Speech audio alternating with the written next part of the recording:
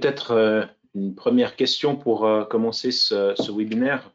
Au menu, crise économique, ralentissement économique, inflation, hausse de taux d'intérêt de la part des banques centrales. Mais une des préoccupations majeures aujourd'hui des investisseurs, ça reste quand même l'inflation qui demeure à des niveaux qu'on avait rarement vus dans l'histoire récente.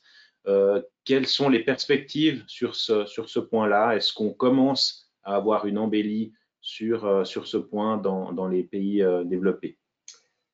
Alors, bonjour Daniel, bonjour à toutes et à tous. Effectivement, la question de l'inflation, c'est une question centrale dans le contexte actuel. On a bien vu que les marchés financiers ont passablement réagi à ce contexte d'inflation particulièrement élevé. En fait, si on regarde l'évolution des bourses notamment, on a eu une baisse relativement importante cette année en deux phases. Une première phase, c'était au moment de l'invasion de l'Ukraine et plus récemment, ce qui détermine effectivement le comportement des marchés financiers, c'est l'inflation. Et donc la réponse à cette question, est-ce que l'inflation peut commencer à reculer?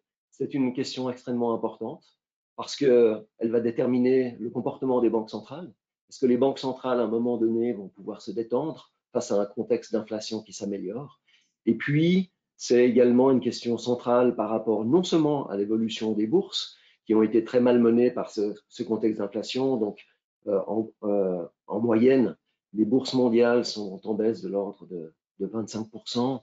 Mais ce que l'on a également eu cette année, c'est qu'on a assisté à des baisses relativement importantes au niveau du marché obligataire. Et là aussi, la cause de ces baisses, c'est essentiellement ce contexte d'inflation élevée. En fait, on a sur les marchés obligataires des reculs qui sont très sensibles, en moyenne de l'ordre de moins 15%. Pour certains marchés, c'est même des baisses supérieures. En fait, on a assisté cette année à une sorte de krach obligataire auquel on n'avait plus assisté depuis de très nombreuses années. Il faut remonter quasiment au début des années 70, puisque même en 94, la dernière fois qu'on a eu un krach obligataire, les reculs étaient nettement moins marqués que cette année.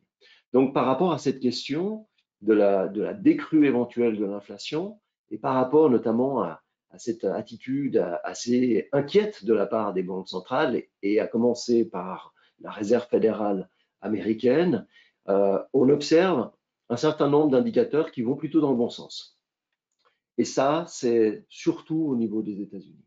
Et on le voit au niveau des États-Unis, on a un certain nombre d'indicateurs qui pointent vraiment vers un ralentissement à venir de l'inflation et qui laissent penser que le pic de l'inflation a été dépassé aux États-Unis, au rang des indicateurs qui pointent dans ce sens-là. On ne va pas tous les montrer aujourd'hui, bien entendu, mais on a notamment cet indicateur, le trait rouge ici. C'est un indicateur de prix qui est mesuré par l'Institut ISM aux États-Unis, un institut très connu qui calcule bon nombre d'indicateurs économiques extrêmement fiables et qui, notamment dans le domaine de l'inflation, nous donne d'assez bonnes indications sur l'évolution future de l'inflation. Et par rapport à cet indicateur, qui se trouve donc dans le bas de ce graphique, le trait en rouge, eh bien, on constate qu'il y a cet indicateur, en règle générale, il évolue dans trois zones différentes. Lorsqu'il est au-delà de 75, eh bien, on a des pressions inflationnistes particulièrement importantes. Et c'est ce à quoi on a été confronté tout au long de l'année 2021 et en ce début d'année 2022. Ensuite, on a une zone neutre entre deux eaux, on va dire, où c'est généralement une zone de passage. Et puis ensuite, dans la partie basse, en dessous de 55, eh bien, on rentre dans une zone où on est confronté à des pressions inflationnistes qui sont en recul. Et on voit à quel point on a un recul assez marqué de cet indicateur, dont le dernier pointage a été publié hier, donc il ne figure pas sur ce graphique encore, mais encore hier, on a eu une poursuite de ce déclin, de cet indicateur. On est tombé aux alentours de 50 et on est clairement en train de s'installer effectivement dans cette zone qui marque un contexte d'inflation où les pressions inflationnistes sont en train de retomber. Donc ça, c'est quelque chose qui est extrêmement positif et qui est corroboré, confirmé par les indicateurs que l'on a au sommet de ce graphique, et en particulier la ligne bleue. La ligne bleue, c'est la mesure des prix à la production. Donc, c'est l'inflation au niveau des producteurs. Et donc, forcément, on doit s'inquiéter lorsque l'inflation au niveau des producteurs augmente, parce que forcément, les producteurs ont tendance à essayer de répercuter sur le consommateur final, vous et moi, les hausses de coûts. Et là, on constate effectivement que au niveau des prix à la production, on assiste déjà depuis quelques mois à un retournement. Clairement, le pic de l'inflation au niveau des prix à la production a été dépassé, et ce qui signale sans doute que les prix à la consommation le pic des prix à la consommation a sans doute également été dépassé. Là, donc, les prix à la consommation, c'est le trait en pointillé noir. On voit que pour l'instant, le reflux n'est pas encore totalement convaincant, mais par rapport à l'ensemble des indicateurs qui pointent sur un reflux des pressions inflationnistes, on s'attend à ce que cet indicateur des prix à la consommation reflue également dans les mois à venir. Au niveau des autres indicateurs, on commentera notamment, on mentionnera notamment les prix des matières premières qui ont tendance à refluer depuis pas mal de mois, les loyers qui dernièrement étaient assez forts, mais qui commencent déjà à reculer aux États-Unis. Et puis également les salaires. On sait que la Banque centrale américaine s'inquiète beaucoup du dérapage des salaires. Et nous, les derniers indicateurs que l'on a observés pointent plutôt vers un tassement de la progression des salaires aux États-Unis. Donc, c'est quelque chose qui est plutôt, on va dire, un contexte d'inflation assez élevé aux États-Unis, un peu comme partout ailleurs, mais qui est en train de tourner et qui pointe vers une modération de l'inflation aux États-Unis qui est à venir et qui forcément aura tendance à soulager et rassurer la Banque centrale américaine qui, sur les dernières semaines et sur les derniers mois, s'est montrée particulièrement préoccupée par rapport à ce contexte d'inflation et ce qui l'a amené à resserrer assez fortement et rapidement son robinet du crédit. Un autre indicateur qui, effectivement, pointe dans le même sens, et là, ça concerne les États-Unis, mais pas seulement les États-Unis, c'est, on sait, hein, depuis l'éclatement de la crise du Covid au début de l'année 2020, on a des pressions extrêmement importantes au niveau des chaînes d'approvisionnement. Et on observe que ces pressions sont en train de reculer. Donc, le prix du transport maritime est en train de reculer, les délais d'approvisionnement et les délais de livraison sont en train de reculer. Et tout ceci est mesuré par cet indicateur qui est en jaune, en pointillé jaune, et qui montre à quel point, c'est vrai qu'en 2020, tout d'abord avec le Covid, mais également en 2022 avec la crise ukrainienne, ça montre à quel point on a eu ces pressions qui se sont intensifiées au niveau des chaînes d'approvisionnement. Et là, depuis quelques mois, eh bien, on assiste à un retournement assez marqué avec des pressions qui sont en train de se résorber au niveau des chaînes d'approvisionnement. Et ça, c'est quelque chose qui est très positif, puisque en principe, ça devrait être accompagné par un recul de l'inflation qui est ici mesuré donc par le trait bleu, donc qui a atteint un sommet probablement aux États-Unis, comme on le disait, et qui probablement va repartir à la baisse, va accompagner donc la baisse de ces pressions inflationnistes que l'on a tout au long de la chaîne d'approvisionnement. Et ces chaînes d'approvisionnement, c'était un problème au niveau des États-Unis, mais également un problème à l'échelle planétaire. En fait, c'était un volet de l'inflation au niveau à l'échelle planétaire. Ce n'était pas forcément un problème d'inflation provoqué par un excès de demande. C'était plutôt un problème d'offre avec effectivement beaucoup de pressions inflationnistes qui sont venues tout en amont des chaînes de transmission des prix, et avec le reflux que l'on est en train d'observer de ces pressions inflationnistes tout en haut de la chaîne de transmission des prix, eh bien, on s'attend effectivement à ce que on assiste assez rapidement à un reflux au niveau des prix à la consommation. Ce reflux au niveau des prix à la consommation, on est assez convaincu qu'il a déjà commencé au niveau des États-Unis. Il sera un peu décalé dans le temps au niveau de l'Europe et du Royaume-Uni. Tout simplement parce qu'il y a deux facteurs qui pénalisent l'inflation, qui vont pénaliser l'inflation européenne et britannique un peu plus longtemps qu'aux États-Unis. Le premier facteur, c'est le contexte énergétique. C'est vrai qu'aux États-Unis, par opposition à l'Europe, les principales sources d'énergie que l'on utilise aux États-Unis, c'est beaucoup le pétrole, donc, et tous ces distillés, donc l'essence, le kérosène, etc. Et là, on a déjà assisté à un net recul sur le prix de toutes ces énergies. Et puis, il y a également pas mal d'utilisation de charbon, mais peu de soucis du côté du gaz naturel et de l'électricité. Les problèmes liés au gaz naturel et à l'électricité, c'est clairement un problème très européen avec la proximité de la guerre en Ukraine et surtout la dépendance au gaz russe, qui va maintenir un niveau élevé, une pression inflationniste relativement élevée sur ces énergies-là, qui va faire qu'on s'attend à un reflux plus tardif de l'inflation en Europe.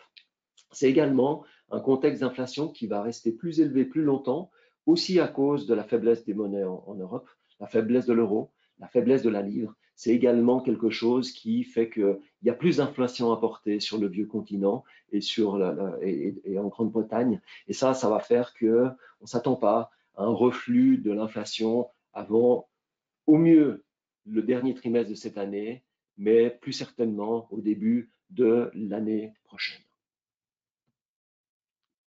Alors c'est vrai qu'aujourd'hui, on observe un pessimisme extrêmement marqué, généralisé, tant du côté des investisseurs que pour les économistes ou même les dirigeants d'entreprises qui adoptent une position extrêmement prudente.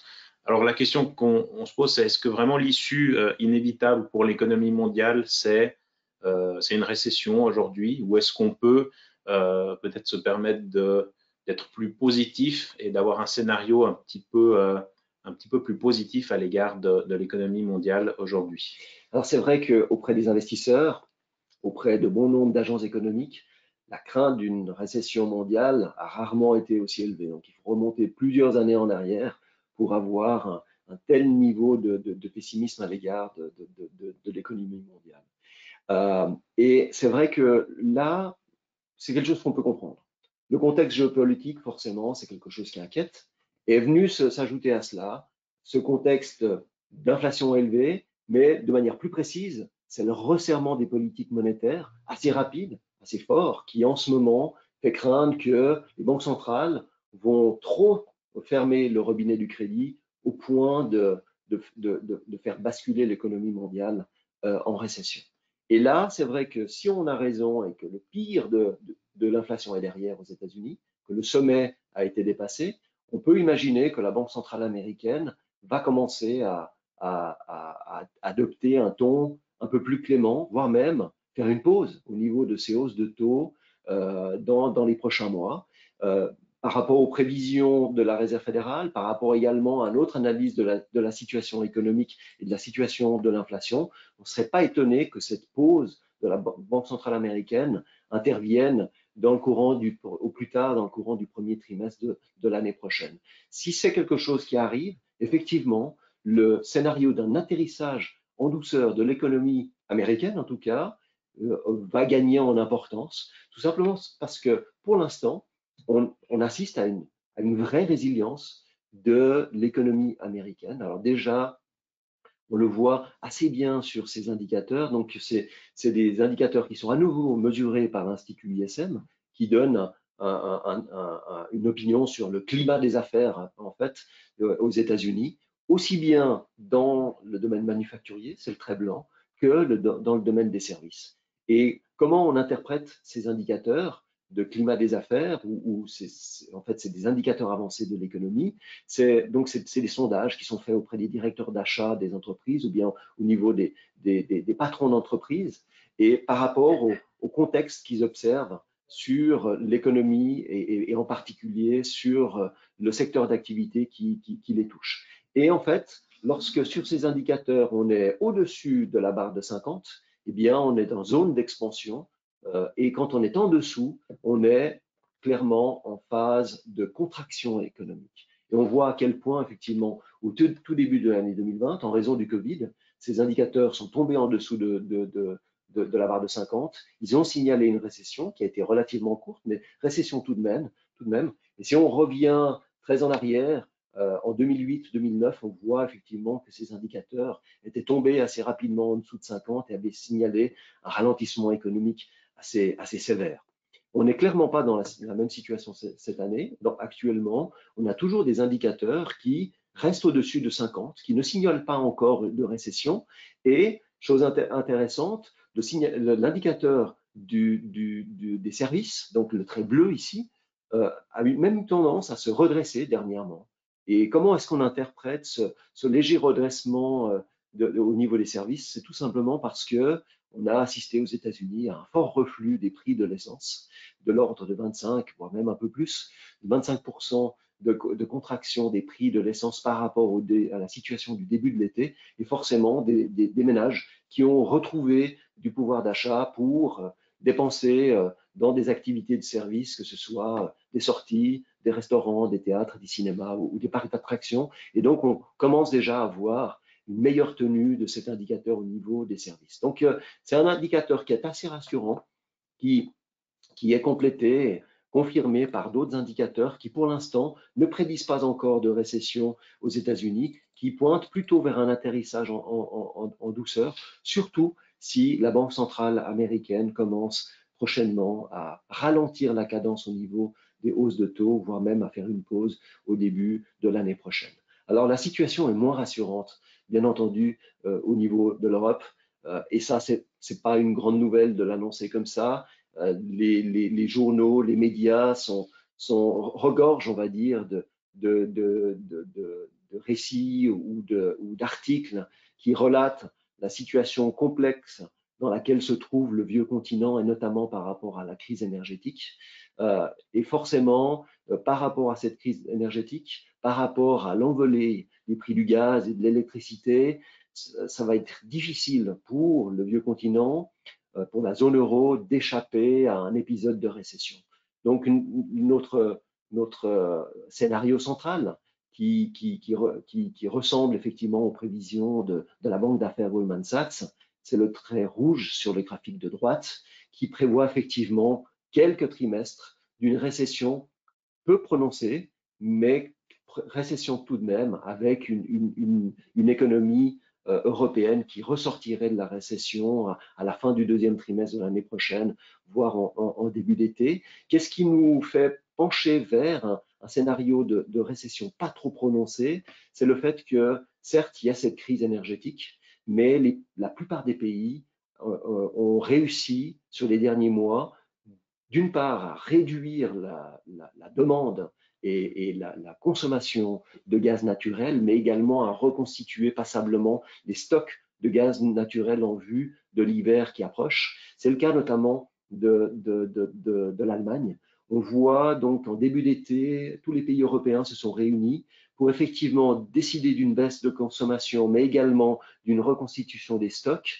Les objectifs de reconstitution des stocks allemands sont signifiés ici sur ce graphique à gauche de la page par les différents losanges, et on voit à quel point le trait rouge montre que l'Allemagne, comme d'autres pays en Europe, est très en avance par rapport aux objectifs de reconstitution des stocks de gaz. On est très au-dessus des niveaux de stock de gaz que l'on avait il y a une année, et on n'est pas loin des niveaux de stock de gaz que l'on avait en 2020. Et en 2020, la situation était très différente. On avait confiné l'économie européenne et l'économie allemande en particulier. On avait très peu consommé de gaz tout au long de l'année 2020 et forcément, on était à des niveaux de stock qui étaient plus élevés. Et on voit à quel point l'Allemagne a été rapide pour reconstituer des stocks pour faire face à l'hiver qui approche. Le seul scénario où on aurait une récession plus prononcée, donc qui est matérialisée ici sur le graphique de droite par le trait bleu, qui nous entraînerait dans une récession plus profonde et plus longue. Ce serait au cas où on aurait un hiver beaucoup plus rigoureux que la moyenne de ces dernières années. Mais le scénario central pour nous, en admettant qu'on échappe à un hiver trop rigoureux, c'est le scénario rouge avec un épisode de récession relativement court. Donc, atterrissage en douceur aux États-Unis, une récession pas trop profonde du côté de l'Europe, Un autre pays, une autre économie qui forcément compte au niveau de l'économie mondiale, c'est naturellement la Chine. Et la Chine a fortement ralenti cette année. On va avoir un niveau de croissance qui probablement sera le plus bas de ces 30 dernières années. Si on exclut la petite parenthèse de 2020 où l'économie chinoise, comme d'autres, a été passablement affectée par la crise du Covid, on va avoir une croissance qui va tourner aux alentours de 3%, éventuellement légèrement moins. Donc, ça reste de la croissance, mais c'est vrai qu'à l'échelle de l'économie chinoise, qui a ces dernières années connu des taux de croissance de 5-6%, dans les années 2000, on connaissait même des taux de croissance de l'ordre de 10%, 2,5 ou 3% de croissance chinoise, à l'échelle de la Chine, ça ressemble presque à une récession. La bonne nouvelle, c'est que les différents facteurs qui ont contribué à ce fort ralentissement vont plutôt vers une amélioration pour l'année prochaine. Il y a d'une part le fait que le secteur immobilier a passablement souffert cette année parce que le gouvernement chinois et la Banque centrale avaient freiné assez fort pour essayer de ralentir les dépenses de construction. On est ici, comme on le voit, dans une phase totalement à l'opposé de ce que le gouvernement et la Banque centrale chinoise ont fait ces derniers mois. On est dans une phase de relance monétaire relativement agressive, donc qui est faite de baisse de taux d'intérêt. C'est quasiment la seule banque centrale au monde qui est en train de baisser ses taux alors que toutes les autres sont en train de les augmenter. Mais il y a également donc des injections de liquidités. On voit à quel point ici sur ce graphique, donc la masse monétaire est en phase de croissance, elle accélère assez rapidement. On est avec une croissance de l'ordre de 12-13%. C'est forcément quelque chose qui va aider à un redémarrage économique. Il y a un autre aspect également qui devrait aider l'année prochaine, c'est la politique de zéro Covid qui a été conservée par le gouvernement chinois jusqu'à présent. Tout indique que cette politique va être assouplie. Elle a déjà commencé à être assouplie. Elle va probablement encore être assouplie l'année prochaine. Donc, on s'attend à une réaccélération économique en Chine. Donc, réaccélération économique de la Chine, potentiellement un atterrissage en douceur aux États-Unis et une récession pas trop profonde en Europe, quand même, à l'échelle de l'économie mondiale, des raisons d'espérer que le cru 2023, le millésime 2023, ne sera pas si catastrophique que craint. Alors forcément, ce contexte d'inflation, qui commence à être un peu plus rassurant, on va dire, à commencer par les États-Unis, et puis un scénario économique de ralentissement à l'échelle mondiale, mais qui pourrait éviter une récession, en tout cas aux États-Unis, voire même également à l'échelle de l'économie mondiale. Quels vont être les impacts au niveau des marchés financiers?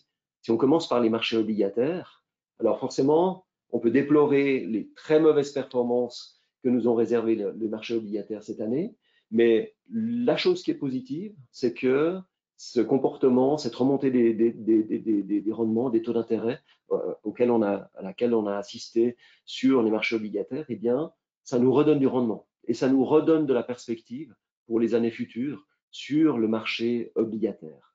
Après, c'est bien entendu une question de timing.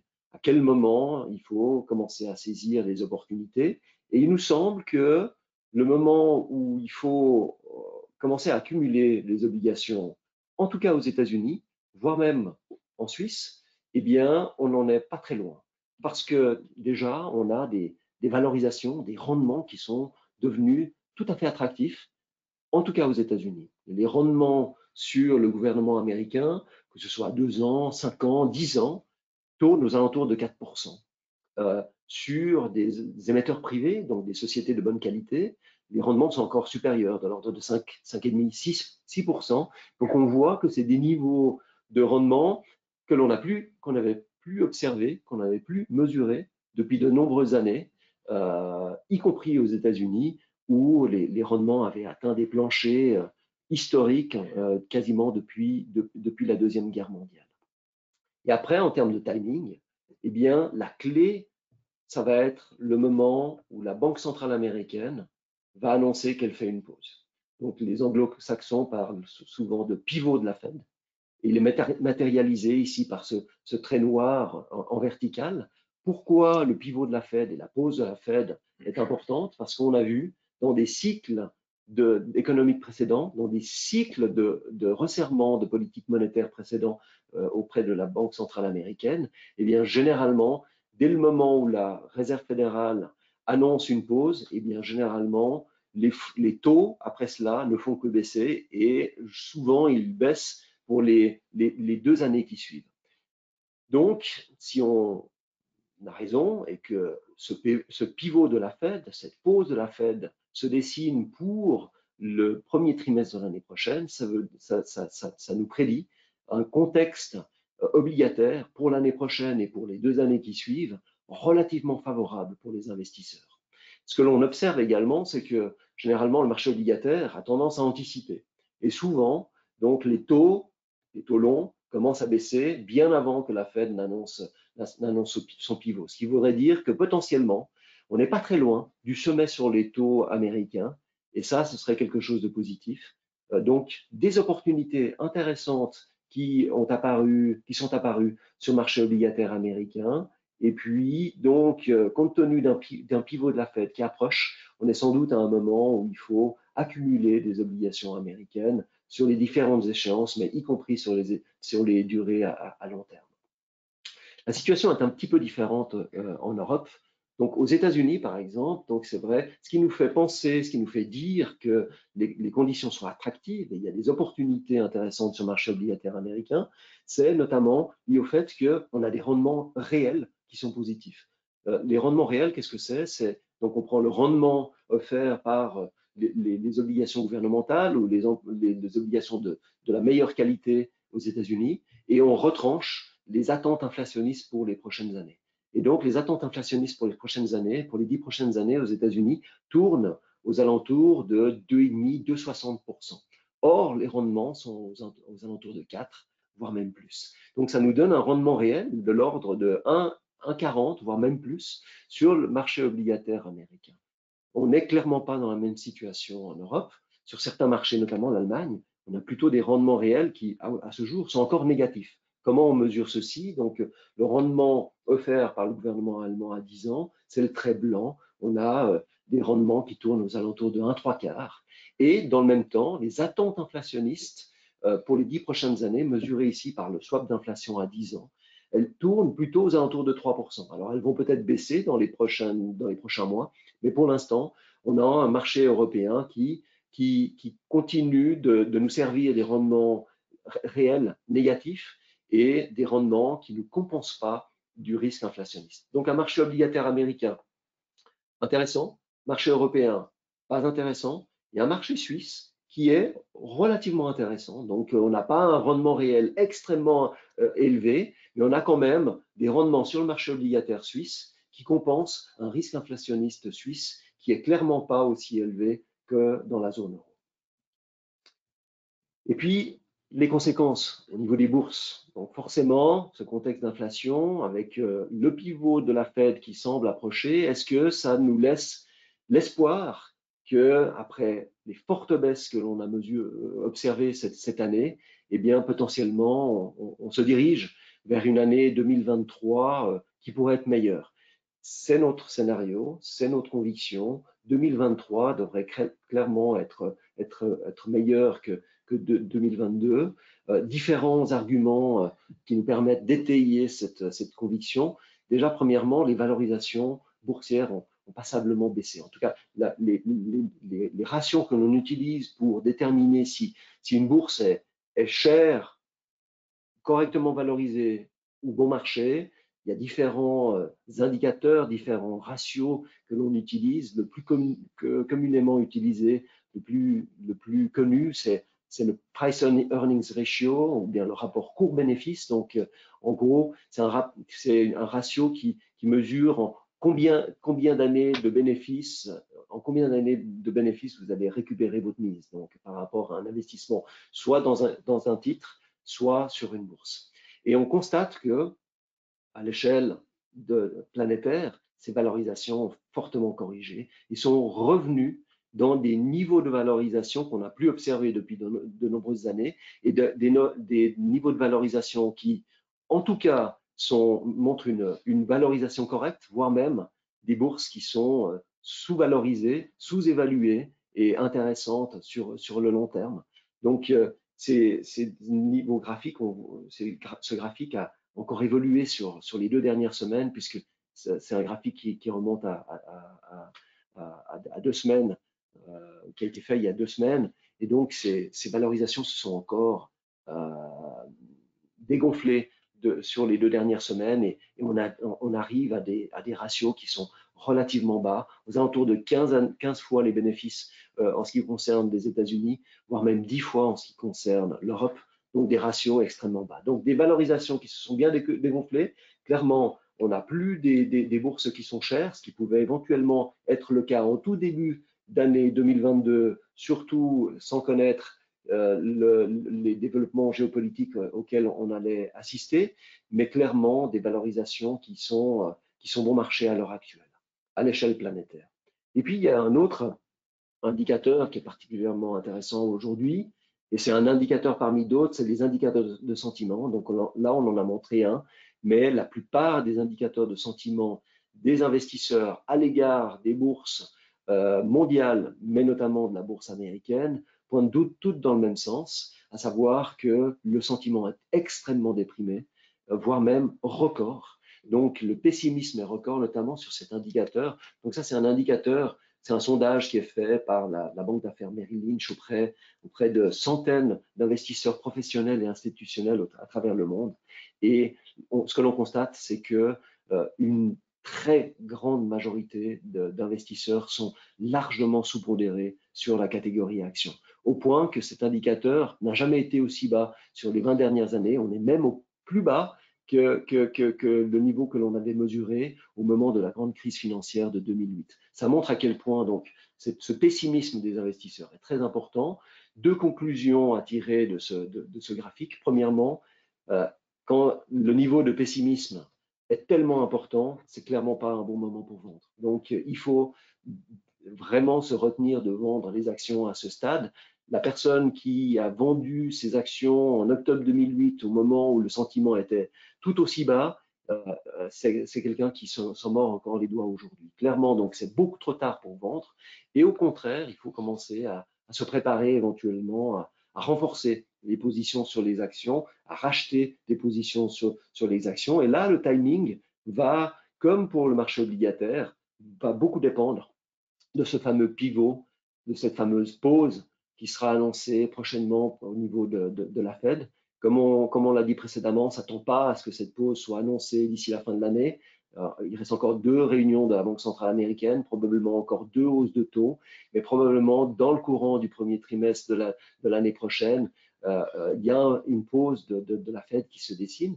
Et de la même manière que l'on a observé que cette pause de la Fed était positive pour le marché obligataire américain, c'est également, traditionnellement, historiquement, un facteur qui est positif pour la bourse américaine. On le constate sur ce graphique, à une exception près. Donc, sur toutes les phases de resserrement des politiques monétaires sur les 40 dernières années, il y a une seule fois, un seul cycle, une seule pause de la Réserve fédérale américaine qui n'a pas été suivie d'un rebond de la bourse, c'était en 2000.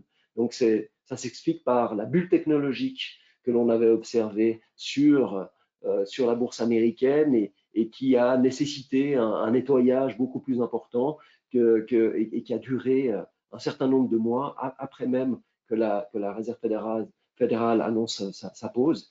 On n'est clairement pas dans le même contexte, on n'est clairement pas dans une crise financière comme celle de 2000. Donc, probablement un scénario qui ressemble beaucoup plus aux autres scénarios. Et dès le moment où la Fed aura annoncé sa pause, probablement que les perspectives seront assez positives. De la même manière que le marché obligataire tente à anticiper, la bourse, de la même manière, tente à anticiper également la pause de la Fed. Donc, ce qui nous fait penser qu'on n'est peut-être pas très loin d'un fonds sur la bourse américaine. On n'est peut-être pas très loin d'un fonds sur les bourses. Et c'est vrai que clairement, c'est plus le moment de vendre.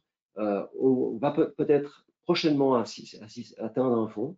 On a assisté hier à une très forte hausse de la bourse américaine, suivie par les bourses mondiales. Encore trop tôt pour dire si le fond des bourses a été dépassé, mais clairement, on ne serait pas totalement étonné d'observer le fond des bourses dans les prochaines semaines avec des perspectives 2023 qui s'annoncent nettement meilleures, comme je le disais précédemment.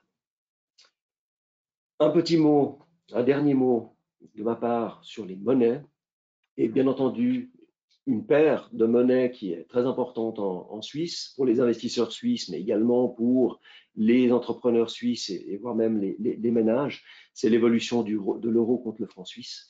Un euro qui s'est affaissé assez fortement sur les derniers mois. Alors, on voit que la tendance de l'euro contre le franc suisse sur la durée, sur le long terme, clairement est à une dépréciation de l'euro durable et probablement que c'est quelque chose qui peut se poursuivre dans les prochaines années.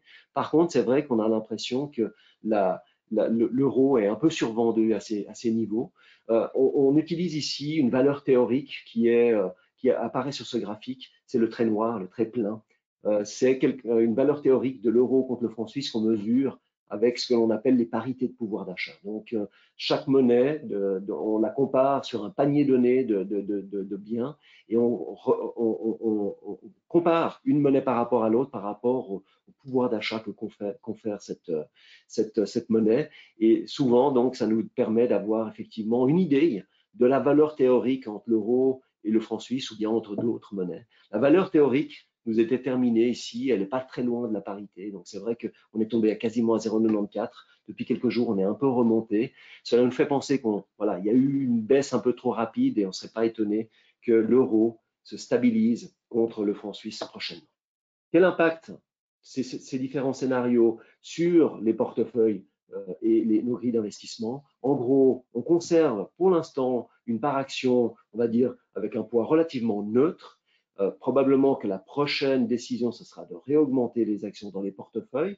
Pour l'instant, la seule chose que l'on a fait, c'est d'augmenter les actions américaines qui, d'après nous, devraient être les gagnantes, en tout cas parmi les gagnantes l'année prochaine. Et puis par contre, on l'a fait, donc on a augmenté des actions américaines aux dépens des actions japonaises qui ont relativement bien performé cette année.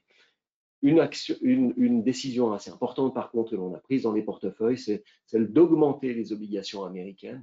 On pense que c'est le moment d'accumuler les obligations américaines. Donc, on augmente les obligations américaines dans les portefeuilles. Selon les profils, ça va entre 2 et 4% d'augmentation. Et ça, on le fait aux dépens des matières premières qu'on abaisse dans les portefeuilles, tout simplement parce qu'elles ont extrêmement bien performé cette année. On constate sur ce tableau que le poids des actions suisses est relativement important dans nos portefeuilles modèles et dans nos recommandations de portefeuille pour notre clientèle. Donc, et c'est clairement donc, un domaine où il y a beaucoup de questions de la part de nos clients aujourd'hui sur la Suisse et en particulier sur le marché action suisse. Donc, on va passer à la deuxième intervention. Donc, je passe la parole à mon collègue Daniel Steck pour effectivement nous parler du contexte macroéconomique de la Suisse et également ses répercussions et ses implications pour le marché action suisse. Alors c'est vrai que quand on regarde aujourd'hui la performance des actions suisses depuis le début de l'année, on peut être un peu déçu dans ce contexte où on a une forte correction sur la plupart des actifs. On a vu peu d'endroits où se cacher aujourd'hui sur les marchés. On aurait pu s'attendre à ce que les actions suisses tirent un peu plus leur épingle du jeu et protègent un peu plus les portefeuilles. Ces actions suisses qui sont historiquement reconnues pour leur qualité défensive et qui tirent particulièrement bien leur épingle du jeu quand il y a des périodes de stress, quand il y a des périodes de forte volatilité ou de doute sur l'économie mondiale.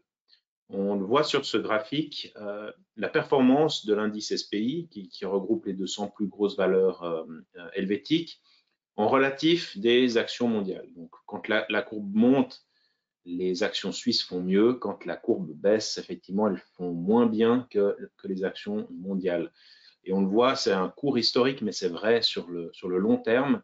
Quand on a des périodes de doute, on observe une surperformance assez marquée des actions domestiques. On l'a vu et on le voit sur ce graphique pendant la crise sanitaire de 2020, les actions suisses ont extrêmement bien joué leur rôle défensif et leur rôle de valeur refuge et ont surperformé largement alors que les investisseurs fuyaient un peu le risque et se réfugiaient sur cette classe d'actifs. Au début de cette année 2022, on a observé le même comportement lors de l'invasion de l'Ukraine par la Russie, avec, on voit autour du mois de mars, une forte hausse de cette courbe qui indique qu'une fois encore, les actions suisses ont protégé les portefeuilles et ont tiré leur épingle du jeu. Et puis après, pas grand-chose, voire une légère sous-performance. Et depuis le début de l'année, en fin de compte, l'indice SPI en francs suisses, comparé aux actions mondiales, fait quasiment aussi mal, c'est-à-dire un recul d'un peu plus de 20% en ligne avec ce qu'on observe sur les actions mondiales. Alors c'est un peu décevant et c'est d'autant plus décevant que au niveau de la macroéconomie, on a une économie suisse qui, elle, reste extrêmement résiliente par rapport à nos voisins, par rapport aux autres régions du monde. On en a parlé tout à l'heure de ces indicateurs d'activité, tant dans le domaine manufacturier que dans le domaine des services. On a vu que les actions américaines, que l'économie américaine résistait relativement bien. On le voit sur ce graphique, le bon élève, c'est vraiment la Suisse, puisque tant sur l'activité manufacturière que l'activité des services, on observe que la courbe qui est en dessus de celle de nos voisins, c'est la Suisse, qui tire particulièrement bien son épingle du jeu. Alors la Suisse ne peut pas aller à contre-courant et on observe une détérioration de ces indicateurs. La Suisse ne va pas échapper à un ralentissement de son activité, mais de nouveau, une économie qui tient relativement bien par rapport à nos voisins. Un autre avantage, on l'a vu, un gros souci, une grosse préoccupation des investisseurs et des marchés aujourd'hui, c'est l'inflation. Sur ce thème aussi, la Suisse fait figure de bon élève, puisqu'on a observé là aussi la même tendance qu'ailleurs, une hausse de l'inflation, mais pour atteindre des niveaux nettement plus gérables. On a atteint des niveaux de 3,5% et on a eu hier la publication de l'inflation en Suisse pour le mois de septembre avec une décrue qui était plus marquée et un peu inattendue.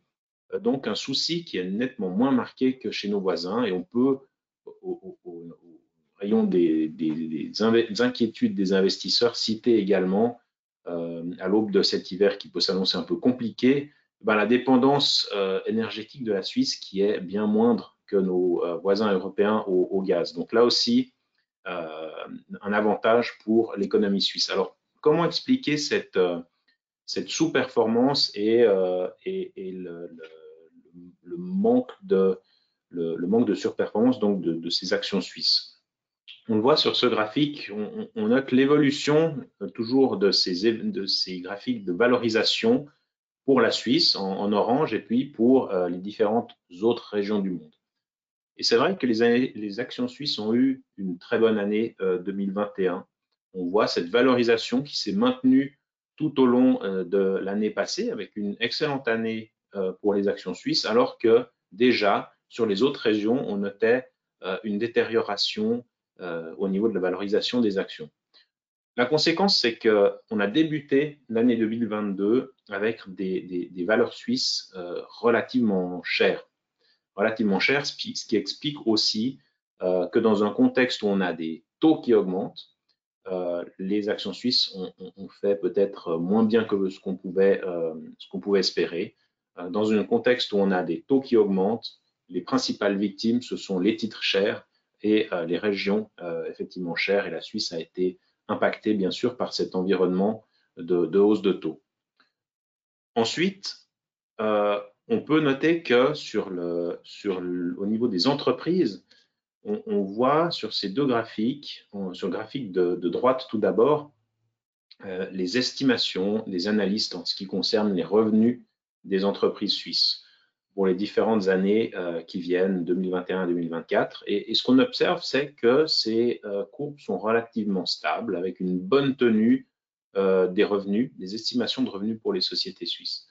Par contre, à gauche, même graphique en ce qui concerne les projections bénéficiaires pour ces entreprises, là aussi, même si l'économie suisse est résiliente, les entreprises suisses ne vont pas échapper ni à la hausse des coûts des matières premières, ni aux hausses des coûts énergétiques ou du transport.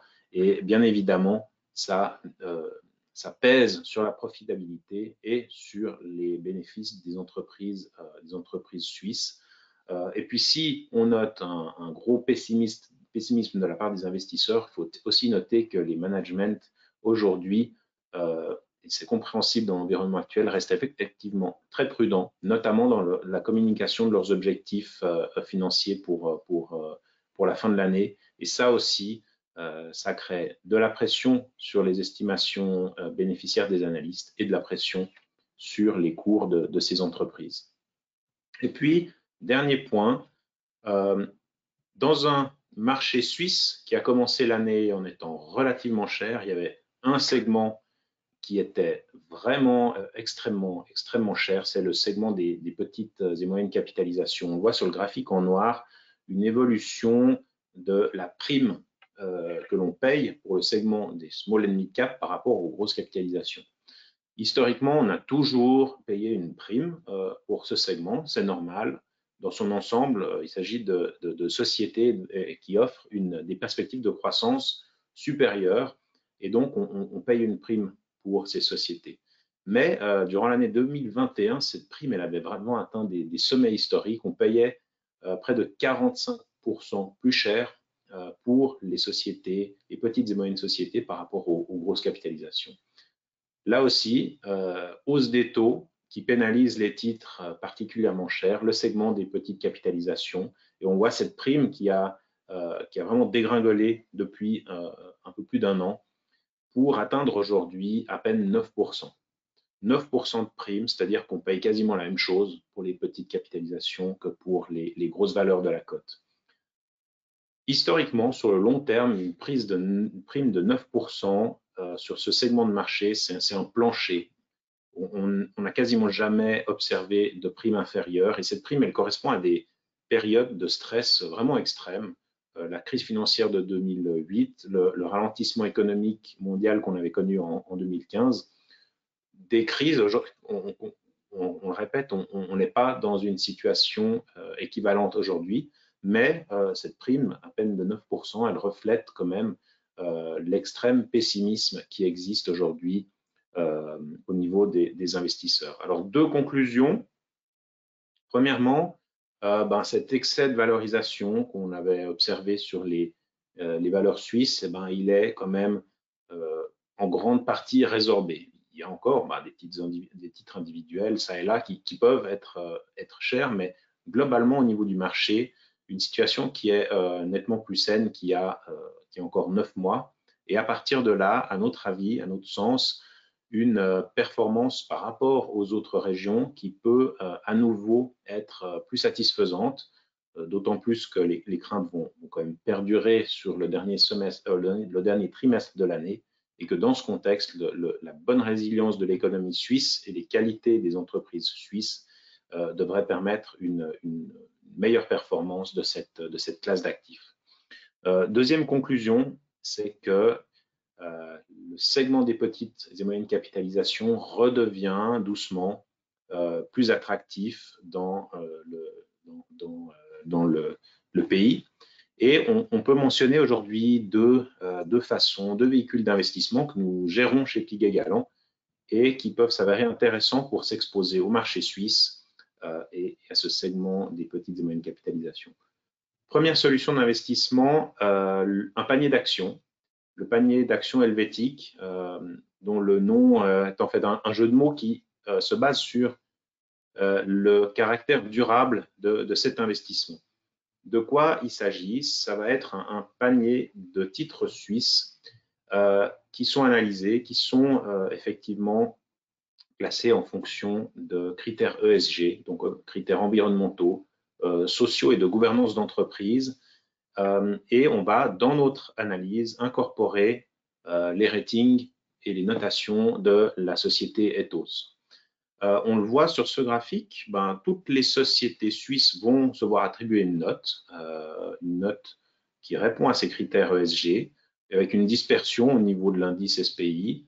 des sociétés mieux notées, A+, A-, des sociétés un peu moins bien notées. Et puis au niveau de ce panier d'actions, on va se concentrer sur les bons élèves et puis restreindre notre univers d'investissement uniquement aux sociétés qui sont notées A+ ou A-, avec toujours la conviction que sur le long terme,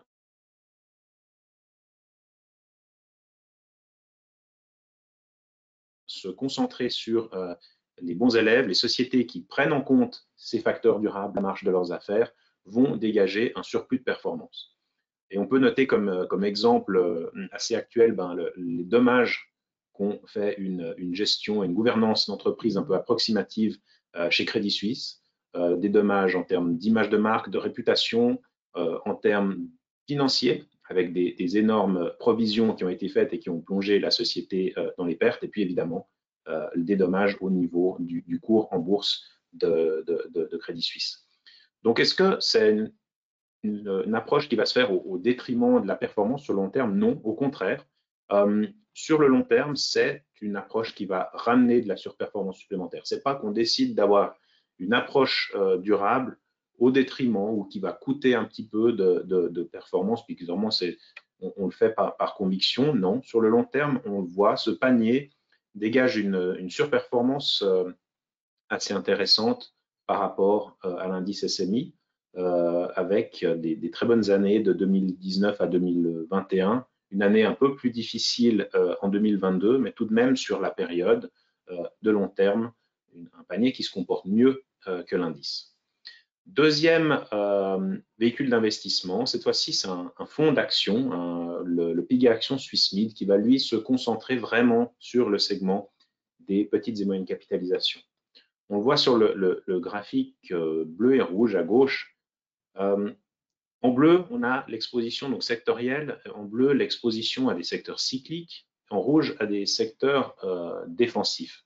C'est assez intéressant de se rendre compte qu'en fin de compte, lorsqu'on élimine les poids lourds de la cote, Roche, Nestlé, Novartis, qui opèrent dans des secteurs très défensifs, eh ben, la majeure partie des entreprises suisses sont, elles, relativement cycliques. Ce sont des sociétés dans les domaines industriels, chimiques, de nombreuses sociétés financières également.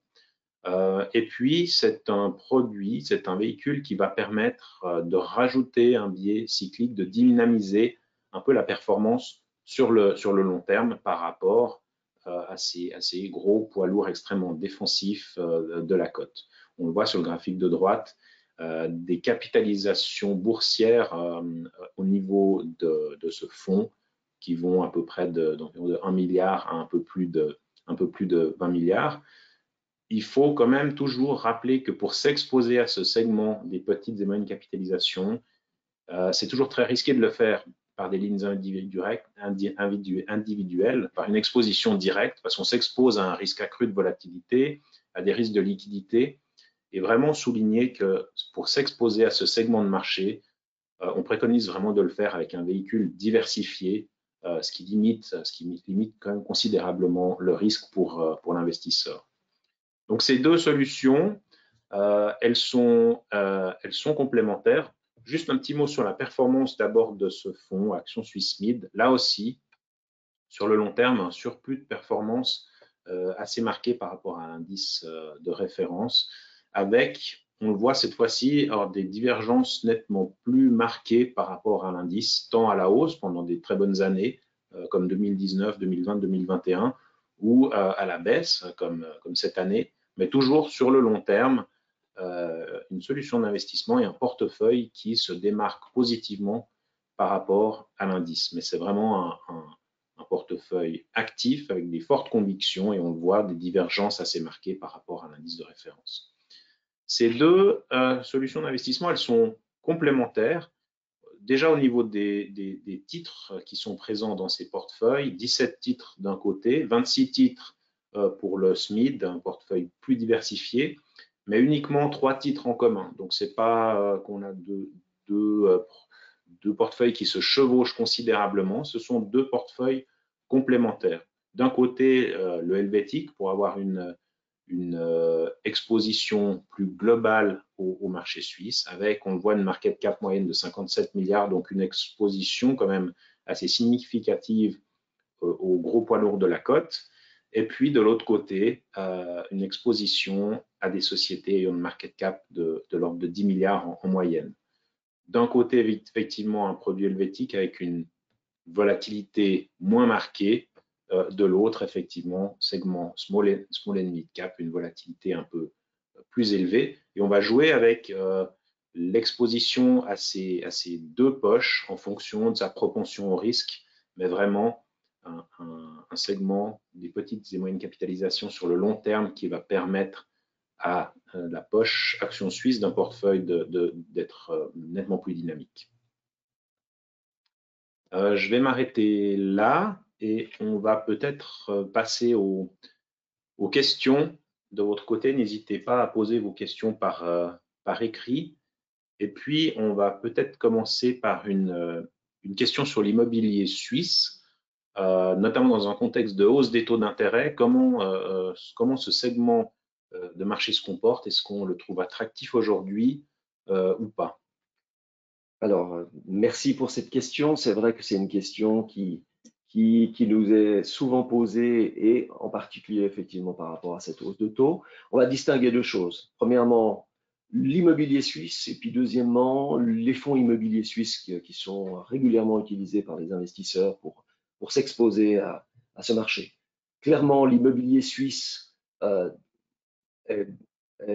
devrait résister à cette remontée des taux d'intérêt. Certes, les taux hypothécaires ont passablement monté, mais ils devraient rester à des niveaux raisonnables, tout simplement parce que le contexte de l'inflation, comme on l'a mentionné, en Suisse, devrait rester relativement bas, et donc ce qui permet d'éviter de faire remonter les taux hypothécaires à un niveau qui pourrait mettre une pression trop importante sur le marché immobilier suisse. Donc on s'attend sans doute à une stabilisation des prix, éventuellement une légère baisse des prix par endroit dans certains segments du marché immobilier suisse qui ont connu de fortes hausses ces dernières années, mais probablement pas à des baisses marquées des prix immobiliers en Suisse.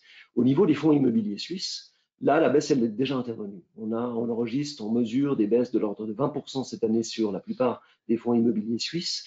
C'est essentiellement lié à des agios qui étaient relativement importants sur les fonds immobiliers suisses, qui se sont dégonflés tout au long de l'année et qui aujourd'hui font que les fonds immobiliers suisses ont des agios, des primes relativement faibles par rapport à ce que l'on a mesuré sur l'histoire récente.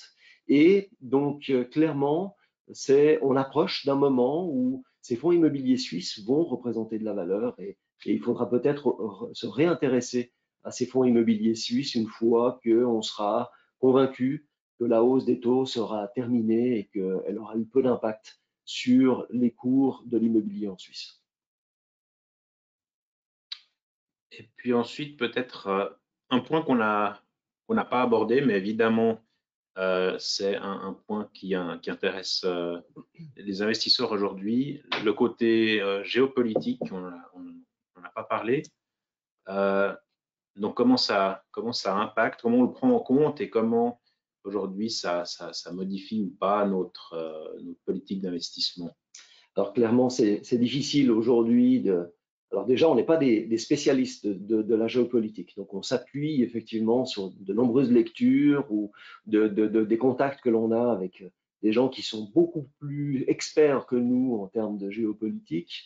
Et ce qui ressort en termes de scénario le plus probable, c'est qu'on va rentrer progressivement dans cette période hivernale où le conflit en Ukraine va quelque part se geler, va peu évoluer jusqu'au moment du retour du beau temps lors de l'approche du printemps l'année prochaine.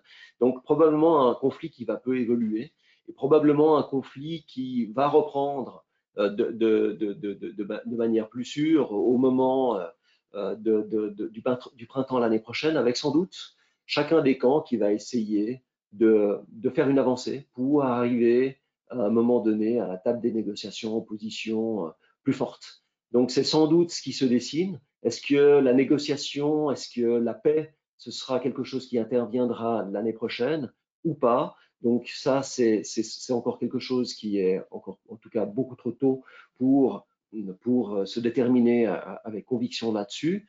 Mais néanmoins, c'est vrai qu'on a l'impression quand même que c'est un conflit qui va pas forcément beaucoup se détériorer au point d'impacter fortement des marchés financiers qui ont plutôt eu tendance à s'habituer à ce conflit. Comme par le passé, souvent les marchés financiers réagissent à l'apparition d'un conflit et puis ensuite, avec le passage du temps, les marchés financiers se détournent du conflit et commencent à regarder d'autres problèmes ou d'autres potentiels. Clairement, aujourd'hui, l'inflation est au rang des préoccupations des investisseurs à un niveau beaucoup plus élevé que le problème géopolitique. Puis peut-être une question toujours sur les monnaies, notamment le dollar, qui était relativement fort cette année. Quelle perspective pour le dollar aujourd'hui? Alors c'est vrai que le dollar a beaucoup progressé cette année contre la plupart des monnaies, excepté peut-être contre le franc suisse, qui a été très fort. C'est les deux monnaies qui ont été les plus fortes à l'échelle planétaire, mais le dollar a progressé contre quasiment toutes les autres monnaies. Et ce contexte de dollar fort, c'est quelque chose qui a été alimenté par une réserve fédérale particulièrement agressive qui a monté ses taux la première et qui probablement a monté ses taux beaucoup plus fort et beaucoup plus rapidement que toutes les autres. Et donc, ces taux qui sont montés assez fortement aux États-Unis, eh bien, ça a créé un différentiel de rendement particulièrement attractif pour les investisseurs. Donc, ça a entretenu la hausse du dollar. Probablement qu'on va atteindre un niveau, dès le moment où ce sera relativement clair que la Réserve fédérale aura épuisé ses cartouches, elle ne montera plus ses taux d'intérêt, probablement qu'on assistera à une stabilisation du dollar contre la plupart des autres monnaies, y compris contre le franc suisse. Mais pour que le dollar commence à baisser, il faudrait qu'on s'oriente vers une banque centrale américaine qui commencerait à rebaisser ses taux. C'est sans doute pas d'actualité pour l'année prochaine. Ok. Et puis, vu le temps, on va peut-être prendre juste une dernière question que je peux prendre sur la force du franc suisse et puis son impact sur la compétitivité des entreprises helvétiques. Alors c'est vrai que le franc suisse, il a été très fort et la BNS semble être assez conciliante pour le moment. C'est vrai que c'est plutôt un avantage dans le contexte actuel parce que ça limite considérablement l'importation d'inflation. Et vu que c'est un des problèmes majeurs, c'est vrai que pour le moment, ce franc suisse fort, c'est plutôt un atout en limitant l'inflation importée.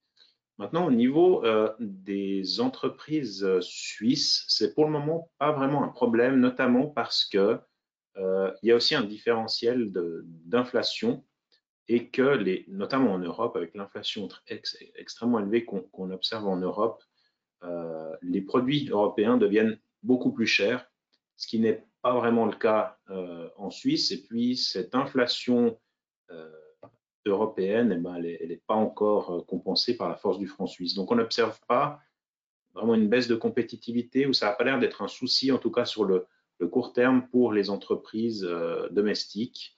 Effectivement, si c'est une situation qui dure dans le temps sur plusieurs trimestres, ça pourrait devenir un problème, surtout par rapport à nos voisins européens, puisque contre dollar, le franc suisse, c'est pas tellement renforcé. Je pense qu'on va arriver au bout. Si on n'a pas eu le temps de répondre à vos questions, si vous en avez encore, n'hésitez pas à contacter votre conseiller et à lui adresser vos questions auxquelles on pourra tout à fait répondre dans un deuxième temps par écrit. Voilà, merci Daniel, merci à toutes et à tous ceux qui ont participé à cet événement et nous souhaitons une excellente fin de journée.